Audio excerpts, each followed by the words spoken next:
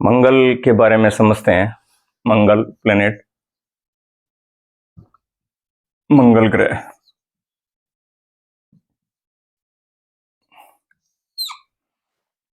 उससे पहले इस एपिसोड में मैंने चैनल पे आपको बृहस्पति का और शनि के 2 वीडियो अपलोड किए हैं। आज हम मंगल ग्रह के बारे में समझ रहे हैं। मंगल ग्रह किस तरह से 12 भाव में किस तरह से काम करता है। मंगल दोष, मांगलिक दोष या कुजा दोष जिसको बोलते हैं, वो एक मंगल का ही नाम है। किस तरह से कार्य करता है और क्या उसके बारे में मिथ है मांगलिक दोष के बारे में। मैरिज को लेके काफ़ी चीज़ें हैं जो अभी इस टाइम के अंदर काफ़ी एक ये जब मैरिज होता है तो इस टाइम थोड़ा सा मांगलिक दोष के बारे में कुछ चीज़ें, कुछ अफवाह मान लो या कुछ गलतफहमी या कुछ मिस इंटरप्रिटेशन दिमाग में चल रही है, तो उसको भी मैं ट्राई करूँगा कि किसी तरह से उसका एक आपको सोल्यूशन दे पाऊँ। तो सबसे पहले हम समझते हैं मंगल ग्रह। बेसिकली मंगल क्या चीज़ शो करता है आपके पत्रिका में, आपके हॉरोस्कोप में। मंगल ग्रह आपके मेन चीज़ है, मंगल आपकी एनर्जी। घर में जो इलेक्ट्रिसिटी होती है, मार्स का एक, मार्स आप उसे समझ सकते हो, मंगल ऊर्जा जिसको बोलते हैं।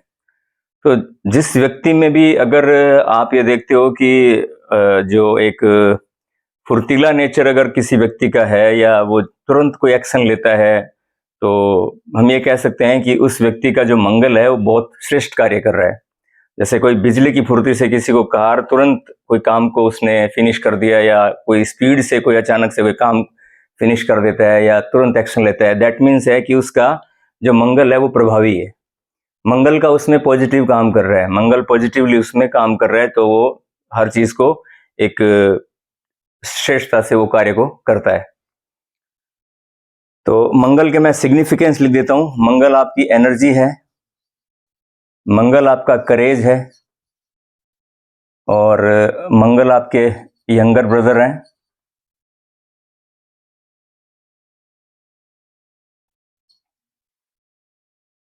ये मंगल के बेसिकली जो हैं ये कारक तत्व हैं। मंगल इसको रिप्रेजेंट करता है कि मंगल। और सेकेंड एक आपका कॉन्फ्लिक्ट, वाद विवाद आप कह सकते हो, लड़ाई झगड़ा, विपनरी,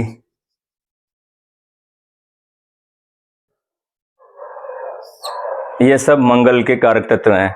आप देखोगे कि जो आर्मी में जो व्यक्ति होते हैं या आर्मी में जिनको हम जो लोग आर्मी जैसा क्रेज जिसमें होता है, तो दैट मीन्स है कि उनका भी मंगल है वो बहुत प्रभावी ढंग से कार्य करता है। या पुलिस में या आर्मी में या जो विपनरी लोग यूज करते हैं, तो उनका मंगल, उन्होंने उस मंगल के तत्व को उन्होंने पॉजिटिव वे में ले रखा है।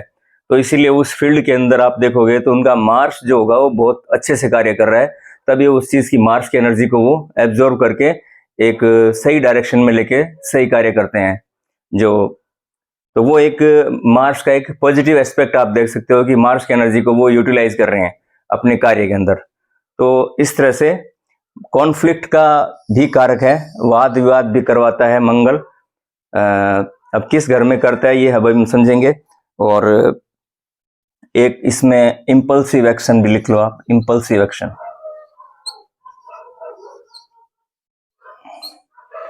ये हो गए आपके उसके मार्स के सिग्निफिकेंस। अब हम देखते हैं कि मार्स आपके जो 12 भाव हैं, जो कुंडली के 12 भाव जो हैं, उसमें किस तरह से मंगल कार्य करता है और किस तरह से मंगल फल देता है आपके 12th हाउसेस, 12 घर में मंगल के क्या क्या प्रभाव हैं।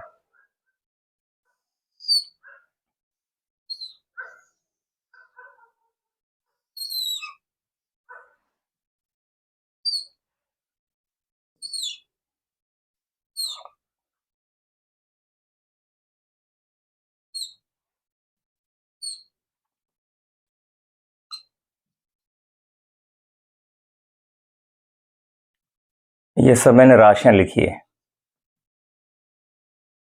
ये मैं हर वीडियो में बताता रहता हूँ। ये जो नंबर आपके हैं ये राशि के नंबर हैं, ये राशियां शो कर रही है आपको ना, ये हाउसेज होते हैं, पहला, दूसरा, तीसरा, इस तरह से 12 भाव हैं और 12 हाउसेस होते हैं। और ये जो मैंने नंबर लिख रखे हैं, ये नंबर आपकी राशियां होती है, साइन। तो अब हम समझते हैं मंगल 12 घरों में किस तरह से अपना रोल प्ले करेगा और किस तरह से एक इफेक्ट आप उसको कैसे अपने पार्ट चार्ट पे कैसे उसका इंटरप्रिटेशन आप उसका निकालोगे, तो ये देखते हैं। तो हम देखते हैं कि मंगल के पहले पॉजिटिव एस्पेक्ट हम देख लेते हैं कि मंगल किन घरों में श्रेष्ठकारी कार्य करता है और किन घरों में मंगल है जो हार्मफुल है। हार्मफुल कह लो या आप ये कह दो कि कॉन्फ्लिक्ट क्रिएट कर सकता है या जहां अलर्ट रहने की जरूरत है पर्टिकुलर उन घरों के लिए। तो बेसिकली क्या है कि जो कुंडली का 3rd हाउस है, तीसरा घर और छठा घर, 10वां घर और 11वां घर, ये महर्षि पराशर जी ने इन घरों में मंगल को, एक मंगल की जो प्लेसमेंट है वो ठीक मानी गई है। उसका रीजन क्या है कि जो आपका तीसरा, छठा और 10वां और 11वां, ये कहलाते हैं उपचय भाव। तीसरा, छठा, 10वां और 11वां, ये कुंडली के 4 घर हैं जो कि उपचय भाव कहलाते हैं, जो समय के साथ ग्रो हो, उपचय भाव। क्योंकि 3rd हाउस क्या है, 3rd हाउस आपका, 3rd हाउस से हम देखते हैं आपका पराक्रम और आपका करेज, ये सब 3rd हाउस प्रेजेंट करता है। तो 3rd हाउस मंगल क्या है, मंगल एनर्जी है। तो अगर आपका 3rd हाउस में मंगल है तो आपकी एनर्जी को मंगल बढ़ा देगा। मतलब कि कोई भी कार्य आप करोगे तो उसमें एनर्जी का जो फ्लो है, आपकी एनर्जी है जो बढ़ जाएगी। तो आप एनर्जेटिक वे में उस काम को, जो स्पोर्ट्स में जो लोग होते हैं, स्पोर्ट्स भी हम देखते हैं 3rd हाउस से। तो जो स्पोर्ट्स में जो लोग होते हैं तो उनका भी कहीं ना कहीं 3rd हाउस का कनेक्शन होता है चार्ट के अंदर। तो वो स्पोर्ट्स में हाई रैंक पे जाते हैं क्योंकि एनर्जी चाहिए होती है स्पोर्ट्स में भी। तो स्पोर्ट्स के जो प्लेयर हैं और स्पोर्ट्स में जो आदमी किसी तरह से उनका स्पोर्ट्स से लिंक है, दैट मीन्स है कि उनके 3rd हाउस में कहीं कहीं मंगल है जो अच्छा रोल प्ले कर रहा है। तो ये 3rd हाउस में मंगल की जो प्लेसमेंट है वो ठीक बताई गई है। नेक्स्ट है 6th हाउस। 6th हाउस आपका है एनिमीज का। तो अगर 6th हाउस में मंगल है तो एनिमी के लिए क्या चाहिए अपने को, एनिमी अगर हमारे यहाँ तो क्या करेज चाहिए ना, लड़ने के लिए, फाइट करने के लिए। तो मंगल हमें वो एनर्जी प्रदान करता है कि हम अपने दुश्मनों पे, मंगल हावी रहता है। मंगल उन पे, हम जिनके छठे घर में मंगल है कि वो दूसरों पे हावी रह के काम करेंगे, तो वो श्रेष्ठ कार्य करता है। सेकंड, अगर कोई मान लो कंपटीशन एग्जाम में भी अगर कोई बैठा है, कंपटीशन एग्जाम भी दे रहा है और अगर 6th हाउस में मंगल लेके बैठा है तो उसको काफी एडवांटेज मिलते हैं कि वो कंपटीशन फाइट इजीली कर सकता है। मंगल छठे भाव में ये एनर्जी उसको प्रदान करता है। फिर आता है 10th हाउस। 10th हाउस है आपके कर्म का। अब कार्य आप करते हो, कार्य में अगर आपको मंगल जैसा प्लेनेट मिल जाए, एनर्जेटिक प्लेनेट मिल जाए, तो आपके जो कार्य करने की क्षमता है वो, मतलब उसका आप अच्छे एनर्जेटिक वे में अपने काम को फिनिश कर सकते हो। तो मंगल वो ऊर्जा प्रदान करता है कि आप कर्म में एक्टिव रहते हो और एक्टिव रह के आप काम करते हो, किसी भी काम को फिनिश बिफोर देन, जो टारगेट पीरियड होता है उस टारगेट पीरियड से पहले उस चीज को आप अचीव कर लेते हो। मंगल आपको ऐसी एनर्जी 10th हाउस में देता है। 11th हाउस आपके है डिजायर का, तो एम्बिशन का भी है।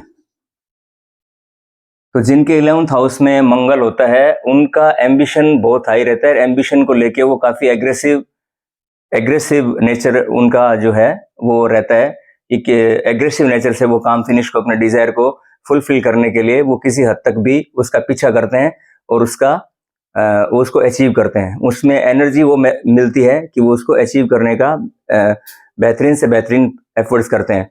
अगर 1st हाउस का 11th हाउस का भी कहीं कनेक्शन बनता है तो भी वो व्यक्ति बहुत एम्बिशियस होता है, बहुत उसमें एम्बिशन होते हैं आगे बढ़ने की या चीजों को हर चीज को हासिल करने की। ठीक, तो तीसरा, छठा, 10वां, 11वां, ये ओवरऑल एक मैंने बताया। बाकी तो जो और भी प्लेनेट होते हैं, प्लेनेट का एस्पेक्ट या अलग अलग लग्नों की कुंडलियां हैं, तो उसके अनुसार ये। लेकिन हम जनरल वे में एक बात करें, फर्स्ट ग्लिम्स अगर हम कहें, चार्ट हमारे हाथ में आता है, अगर हम इन घरों में अगर मंगल को देखते हैं, तीसरे, छठे, 10, 11 में, तो ये प्रेडिक्शन बनती है कि ये मोटा मोटा हम एक फॉर्मेट तैयार कर सकते हैं कि हाँ ये ठीक है।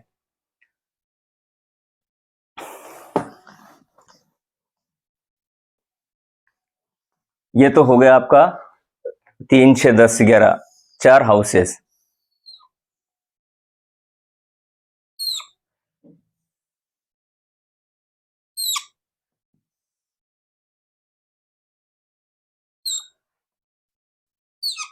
अब एक आता है मांगलिक दोष, जिसको लेके कि काफी डिबेट है, काफी एक चर्चा का विषय होता है। मैरिज होने से, जब मैरिज का टाइम आता है, और जब आजकल एस्ट्रोलॉजी के अंदर कोई ज्योतिषी के पास में, भाई जब ठीक ठीक मंगल काम कर रहता है तब तो कोई ज्योतिषी को पूछता नहीं। ज्योतिषी को तो पास तभी आएंगे जब कुछ ना कुछ चार्ट के अंदर प्रॉब्लम आएगी या कुछ आएगी। मेरे पास भी बहुत पत्रिकाएं आती है, चार्ट आते हैं, मांगलिक दोष को लेके काफी लोग एक फियरफुल वे में रहते हैं, वरिड रहते हैं कि भाई इनका तो मंगल दोष है, क्या किया जाए क्या नहीं किया जाए।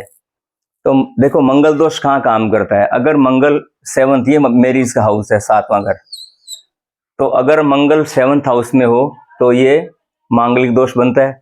ये फर्स्ट हाउस है, यहाँ पे भी मंगल, ये भी मांगलिक दोष बनता है। अब मैं बताऊंगा ये दोष बनता है या योग बनता है, क्या बनता है। अब ये पहला, दूसरा और चौथा, ये 4th हाउस है, चौथा घर है। तो चौथा घर है तो यहाँ से 1, 2, 3, 4, मंगल की 3 दृष्टि भी बता देता हूँ। मंगल की 3 दृष्टि है, एक तो चौथी है, 4th एस्पेक्ट है, एक 7 और 8।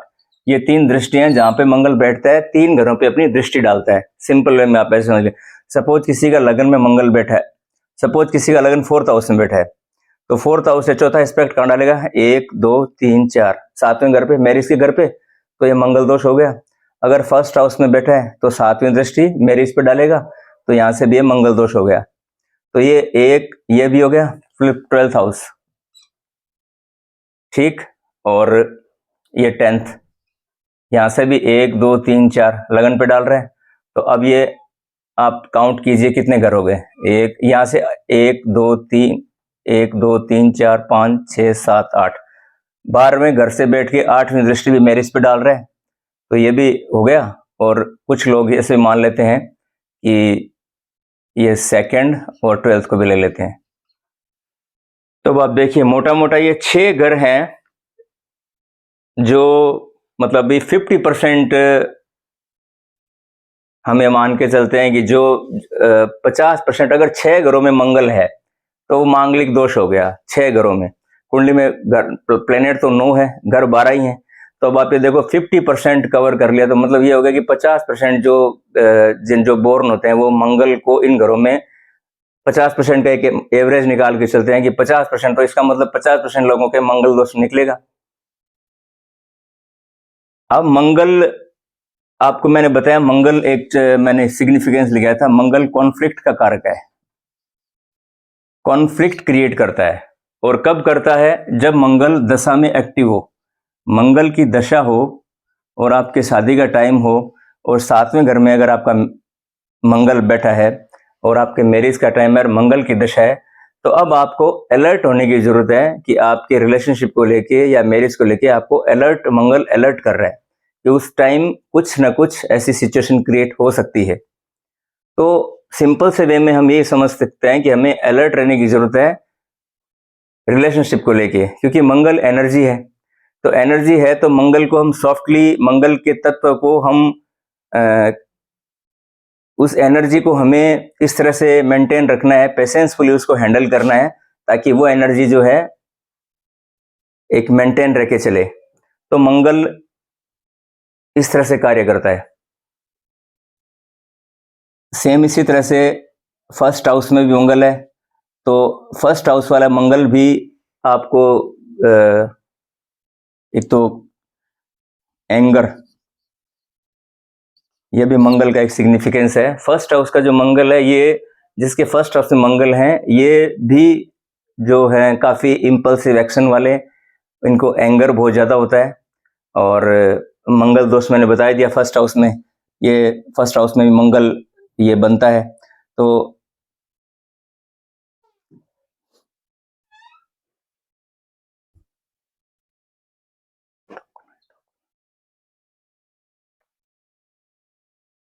हाँ, तो जैसे 7th हाउस में अगर मंगल आ रहा है आपका और विवाह का समय है और हमें, तो इसका मतलब है कि और मंगल की दशा है, मेन इंपॉर्टेंट है दशा है। वैसे कोई अगर किसी का दशा जुपिटर का चल रहा है, मरकरी का चल रहा है, इनका सबका लंबा लंबा पीरियड होता है। आपका मैरिज का टाइम है यार, अगर बृहस्पति की दशा है, बृहस्पति की 18-20 साल होती है, वीनस का 17-18 साल होता है और राहु का भी होता है। लेकिन मेन है कि मैरिज के टाइम मतलब 25 से 30 या 20 से 30 के बीच में टाइम है और मंगल की दशा चल रही है। मंगल आपका मान लो इस घर में है, पहले चौथे सातवें में, तो प्रॉब्लम मतलब मीन्स है कि अलर्ट रहने की जरूरत है उस टाइम ना। अलर्ट अलर्ट, मैं बार बार अलर्ट को ही कह रहा हूँ कि कुछ रिलेशनशिप में कुछ प्रॉब्लम, कुछ इंडिकेशन आते हैं। ऐसा नहीं है कि कोई आपको कोई खतरा है, कोई शरीर को या कोई इस तरह का खतरा, ऐसा कोई खतरा नहीं है। मेन मंगल प्रॉब्लम करता है, मेंटली लेवल पे मंगल तोड़ता है आदमी को ना, तरह तरह की परेशानियां घेर लेती है।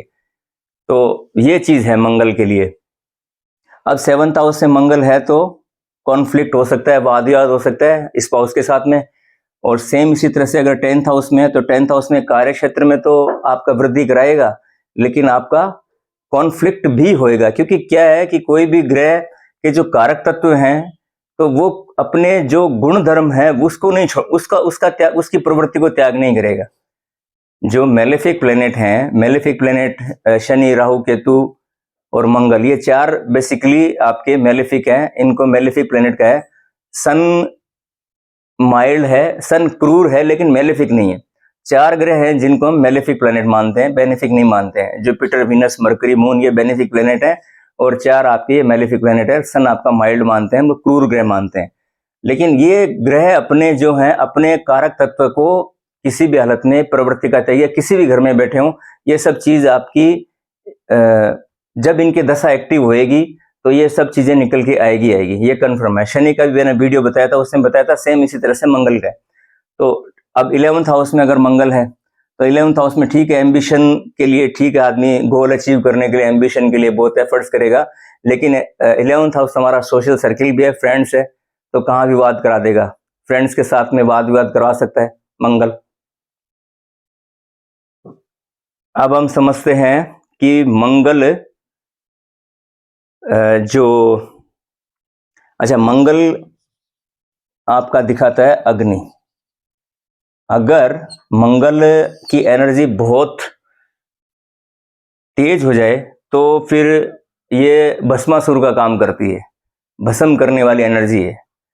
तो अब एक आपने भस्मासुर का अगर नहीं सुना हो तो भस्मासुर का मैं आपको बता देता हूं कि भस्मासुर का जो एक स्टोरी चलती है कि भस्मासुर जो जो जो उस टाइम जो राक्षस होते थे तो वो काफी त्याग और काफी मतलब ये तपस्या वगैरह काफी करते थे। तो भस्मासुर ने जब इतना तप किया तो भगवान शिव भोलेनाथ जी प्रकट हुए और बोला कि भाई बता क्या तेरी है। तो उसने कहा कि भगवान आप मुझे ऐसा आशीर्वाद दे दो कि मैं किसी के भी सर पे हाथ रखूं और हाथ रखते ही वो भस्म हो जाए। तो भोलेनाथ जी ने दे दिया वरदान। भोलेनाथ जी तो देते हैं, भोलेनाथ हैं, तो उन्होंने उस वरदान को भस्मासुर को दे दिया। अब भस्मासुर को दे दिया तो उनमें क्या था कि इनमें एक जो आपके राक्षस हैं, तो इनमें यह भी प्रवृत्ति होती है कि भाई इनको ये लगता है कि भाई ये जो मेरे को वरदान मिला है ये सही है, कल को मेरे को ऐसा तो नहीं बता दिया, तो मैं इसको अप्लाई करके देखता हूँ। तो अप्लाई करने के लिए वो क्या है कि भगवान शिव पे उसका यूज करने के लिए दौड़ पड़ा। तो अब भगवान शिव कह गया तो क्या गलत हो गया। तो अब मैंने क्या बताया, तीन हमारे जो हैं देव हैं, ब्रह्मा, विष्णु और महेश। ब्रह्मा आपके क्रिएटर हैं, विष्णु आपका संहारक है, प्रिजर्व करते हैं, और महेश हैं डिस्ट्रॉयर। तो शिव जी विष्णु जी आए तो विष्णु जी ने मोहिनी रूप धारण किया और मोहिनी रूप धारण करके उसके सामने जो नृत्य करने लगे भस्मासुर के सामने। तो उन्होंने जब नृत्य करते करते उन्होंने मोहिनी रूप पे, तो कोई भी मोहित हो जाता है, तो वो भी उसी तरह से उनके साथ वो भी नृत्य करने लगा। तो करते करते जो उनका हाथ है उन्होंने अपने हाथ सर पे लिया विष्णु जी ने, तो सेम उसी तरह भस्मासुर ने भी अपना हाथ अपने सर पे लिया और वो ही भस्म हो गया। और विष्णु जी ही मरकरी बुद्ध के अवतार हैं। तो मरकरी को आप विष्णु जी मान सकते हो, भगवान विष्णु भी। तो अब जो बनती है कि अगर 7th हाउस में अगर आपके प्रॉब्लम मैरिज लाइफ में आ रही है, या 10th हाउस में आपको दिक्कत आ रही है, या 4th हाउस में आपको दिक्कत आ रही है, तो एक ही शक्ति है, जो एक ही मंत्र है जो काम करता है, वो काम करता है ओम नमो नारायण। ये एक रेमेडी है 7th हाउस को, 4th हाउस को और किसी भी हाउस को, मंगल की एनर्जी को अगर बैलेंस करनी है तो सबसे जो बेस्ट रेमेडी है वो है ओम नमो नारायण।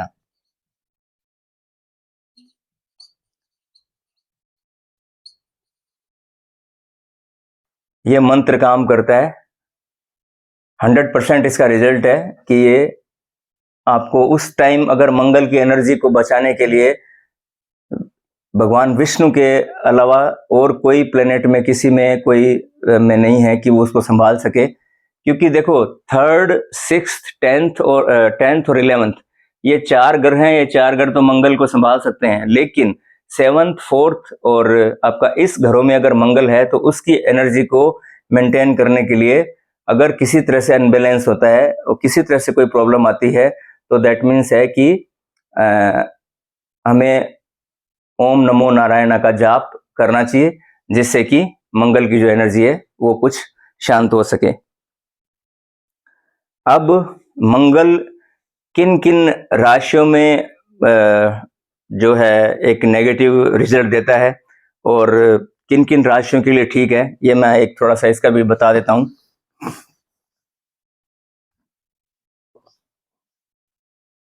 देखिए, एक तो अगर कोई मिथुन लगन का है और एक कन्या लगन का है और एक आपका है मकर लगन का और एक कुंभ लगन का, ये 4 जो राशियां हैं, 4 राशियों के लिए मंगल मोस्टली देखा गया नेगेटिव रोल प्ले करता है। इसका रीजन मैं बता देता हूं क्यों करता है ऐसा।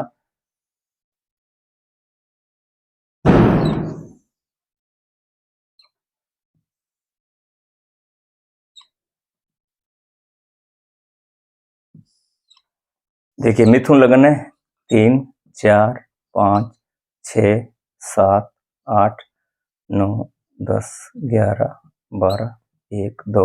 अब मिथुन लगन के लिए मंगल की राशि कौन सी आ रही है? मंगल की राशि मैं बता देता हूं। एक तो आपका मेष राशि है और एक आपकी वृश्चिक राशि है, एरीज और स्कॉर्पियो, ये 2 राशियां मंगल की है। तो 3rd हाउस जो मिथुन लगन वाला व्यक्ति है उसके लिए जो मंगल की राशि कहाँ पड़ रही है, एक तो 6ठे घर पे पड़ रही है और एक पड़ रही है आपके 11th हाउस पे। ये दोनों क्या हैं? उपचय भाव है, जो कि नेगेटिव हाउसेज हैं, उपचय भाव है। तो जब भी मंगल ऑपरेट करेगा, मंगल मिथुन जातक वाले के लिए जब भी मंगल ऑपरेट करेगा, दैट मीन्स है उसको अलर्ट रहने की जरूरत है। क्योंकि बाकी के लिए तो ठीक है, बाकी के लिए कि चैलेंजेस है या जो एनिमीज हैं उनके लिए तो भारी पड़ेगा, लेकिन हेल्थ जो फिजिकली और मेंटली लेवल पे जो पेन है वो उसको प्रॉब्लम आ सकती है, पर्टिकुलर इन राशियों वालों को, मिथुन, कन्या, मकर और कुंभ राशियों के लिए, इन 4 के लिए। और बाकी जैसे मान लो अगर 1 नंबर वाला है मेष राशि वाला, तो मेष राशि तो लगन लोड ही हो गया भाई। एक नंबर यहाँ बैठेगा ना, 1 नंबर, सपोज यहाँ 1 नंबर कर देते तो लगन के लगन लोड हो गया मंगल, तो उनके लिए नहीं। फिर आ गया टॉरस, फिर आ गया कर्क और उसके बाद आ गया आपका सिंह, फिर आ गया धनु और कौन सा बच गया, पाइसेस, 12 नंबर। तो इनके लिए और एक आपका स्कॉर्पियो बच गया। इनके लिए देखा गया मोस्ट ऑफ द केसेस में कि भाई इनके लिए मंगल दशाओं में इन पर्टिकुलर इन सब ये 8 राशियों के लिए मंगल इतना नेगेटिव रोल प्ले नहीं करता है। Most of the cases generally देखा गया इन 4 राशियों के लिए मंगल नेगेटिव रोल प्ले करता है, क्योंकि नेगेटिव हाउस को रूल करता है, उपचय भाव को या त्रिक हाउस को रूल करता है, तो यहाँ ये दिक्कत दे सकता है। और इन राशियों में मंगल, अब चूंकि इसमें भी आपका लगन लोड हो गया और 4th और 5th में आपका लक्ष्मी आपके विष्णु स्थान को रूल करता है, तो इन राशियों में इतना मंगल हैवी रिजल्ट नहीं देता जितना इन लोगों के लिए वो है। तो उपाय क्या है? उपाय ओम नमो नारायण, सिंपल रेमेडी है, ओम नमो नारायण। मिथुन, कन्या, मकर और कुंभ, अगर 7th हाउस या 4th हाउस में दिक्कत आ रही है, सिंपल रेमेडी है ओम नमो नारायण। फिर अब हम चलते हैं कि मंगल को मोस्टली किस हाउसेस में मंगल ज्यादा हार्मफुल काम करता है, हम उसको देखते हैं कि मंगल बेसिकली एक तो 4th हाउस और एक 5th हाउस, ये दो घर ऐसे हैं जहां पे मंगल को देखा गया है कि मंगल काफी नेगेटिव रोल प्ले करता है। मंगल अगर 4th हाउस में है और आपका 5th हाउस में है, तो 4th हाउस आपका क्या है? मानसिक सुख है, डोमेस्टिक लाइफ है आपकी, है ना मंगल। तो आपके पीस ऑफ माइंड को मंगल बहुत डिस्टर्ब करता है, कॉन्फ्लिक्ट अंदर ही अंदर आदमी घुटता है, एंजाइटी का रूप ले लेता है 4th हाउस में मंगल जिसका होता है।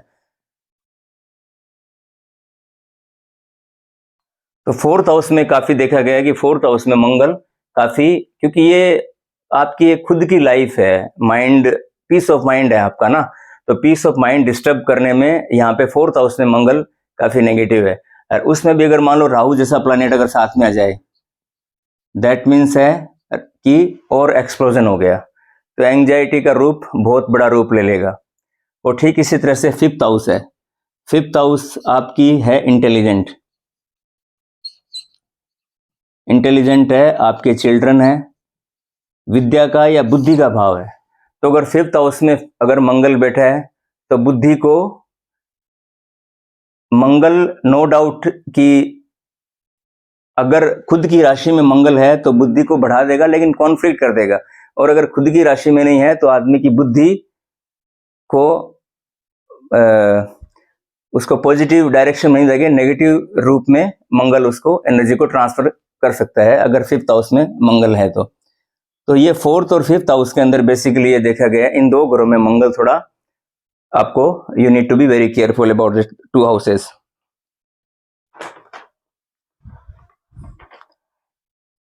नेक्स्ट,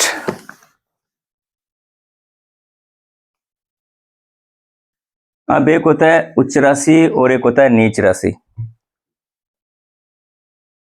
मतलब उच्च राशि का मतलब कि वहां प्रभाव मंगल के ज्यादा देखने को मिलते हैं, अगर नीच का मंगल हो तो उस राशि ग्रहों के प्रभाव हैं जो थोड़े से कम देखने को मिलते हैं। तो मंगल जो है, मंगल का नीच राशि है कर्क राशि, डेबिलिटेड, मतलब 4 नंबर की राशि में अगर मंगल आता है तो नीच का होता है, और 10 नंबर में आपका होता है एक्सल्टेड, मतलब हायर, उच्च का हो जाता है। और 4 नंबर है मून, चंद्रमा की राशि है, चंद्रमा की और सन की एक राशि होती है, चंद्रमा की कर्क राशि है, कर्क राशि को ऑपरेट करता है चंद्रमा। तो अब कहीं गड़बड़ आ रही है जिनको मंगल को लेके ना, तो अगर वो मान लो कि ठंडा रहते हैं, मतलब कि अगर सिंपल रेमेडी ये रहती है कि किसी का मंगल डिस्टर्ब है और किसी की मंगल की एनर्जी हाई है, तो अगर पानी का सहारा ले जाए, मतलब वो दिन में व्यक्ति 2-3 बार नहा ले, या कोई पानी के पास रहे, या पानी का किसी तरह से सोर्स रहे, तो फिर मंगल की एनर्जी है वो बैलेंस होने में काफी हेल्प करती है। तो इस तरह से हम मंगल को कंट्रोल कर सकते हैं मून के थ्रू, कि पानी का सहारा लेके, कि भाई मंगल अगर किसी का बहुत हाई उसको डिस्टर्ब कर रहा है तो हम उसको सिंपली कह सकते हैं कि भाई आप या तो मतलब किसी वे में पानी के आसपास रहो। सपोज किसी का 4th हाउस में मंगल है, 4th हाउस में मंगल है, मन को लेके बेचैन है, मंगल को लेके मन डिस्टर्ब है, मन में काफी उसका एंजाइटी या हाइपर बहुत हो जाता है, तो उस व्यक्ति को ये सजेशन दिया जा सकता है कि भाई आप जब कभी ऐसा आपको लगे तो आप थोड़ा सा नदी के पास में या पानी के पास में अगर आसपास अगर आप मतलब रहते हो या टाइम बिताते हो, स्पेंड करते हो, तो धीरे धीरे टाइम टू टाइम वो एनर्जी है जो बैलेंस होने स्टार्ट हो जाती है। तो इस तरह से ये मंगल के मैंने आपको ट्राई किया है समझाने का कि किस तरह से मंगल है जो कार्य करता है 12 हाउसेज में, और एक मैंने एफर्ट्स लगाया है मांगलिक दोष को भी मैंने बताया कि मांगलिक देश को लेकर डरने की जरूरत नहीं है, क्योंकि ये लगभग मान लो 50% हाउसेस को होल्ड कर रहा है, जहाँ 50 मतलब 6 घरों में अगर मंगल है तो वो होता है, लेकिन हम उसकी एनर्जी को यूज कहाँ करें। अगर एनर्जी को सही तरीके से यूज कर रहे हैं तो वो मंगल दोष नहीं बन के मंगल योग बन जाता है। वो दोष